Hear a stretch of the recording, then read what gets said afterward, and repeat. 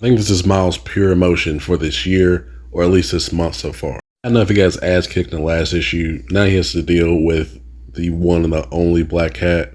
Let's see if his frustration goes away in issue 38. See White Cat and Inari talking with themselves because they're trying to figure out if Spider-Man on their trail, if it's a good thing or not. They're checked. The supervillain named Black Obsidian. He's upset because they both came back empty-handed. So he thought. One of Inari's foxes give him the loot. The fox isn't a biter. Inari tells him, I advise you point that away from my kitsune, or she want to get on her bad side. Obsidian doesn't care about that. He just wants the rest of what he is owed from both of them. And cut the current day as their teacher is begging Miles and Genki to make sure that they are doing the reading they need to do. But that reading doesn't matter, as Misty Knight and Felicia Hardy pull up on Miles. They got work to do. Genki wishing it should have been me. Miles doesn't like Felicia on this, but Felicia tells him, look, I've been told you guys have a cat problem, and I can help. And not to mention, I've turned a new leaf. Miles explains, one of the cat thieves have these little weird foxes and cut off his invincibility. The other one, any punch he threw, he couldn't land whatsoever. Felicia tells him, my powers work by giving bad luck to others, so I'd say their work is by giving good luck to himself maybe. I'll suggest they would look for a pattern where they might strike next. Felicia knows the perfect place that she would hit if she was still stealing.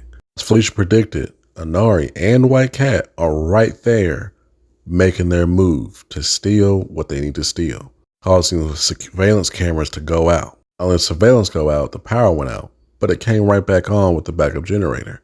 Excuse me, ma'am, but you need a note from your doctor if that's an emotional support fox. Cat is scared because there's 3 of them, but Inari tells him, we cannot leave here empty-handed. So we gotta do what we gotta do.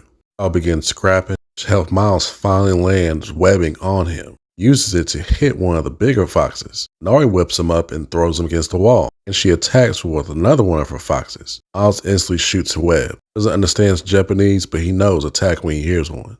Webs a fox, but then Inari looks back and looks forward, and she gets instantly hit. Mask is knocked off. Miles is like, whoa, I definitely wasn't expecting that. Focus, Miles. Tiana will kick your ass. The cat then engages White Cat, using her powers of bad luck to beat him. Miles then closes the gap between him and Inari, using a judo move to subdue her.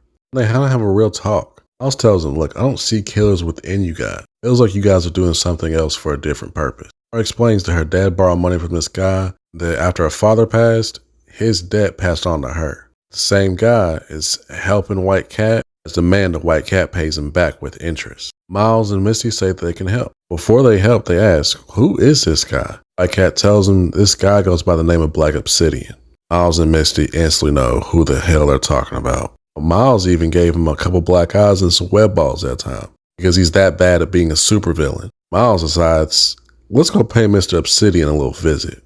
Back to Black Obsidian's hideout, as he's boring the hell out of his crew. But then the lights go off. Black Obsidian knows instantly what's going on. Then for the butt kicking of a lifetime. Catch y'all in issue 39. No spirit foxes were harmed during the making of this comic book.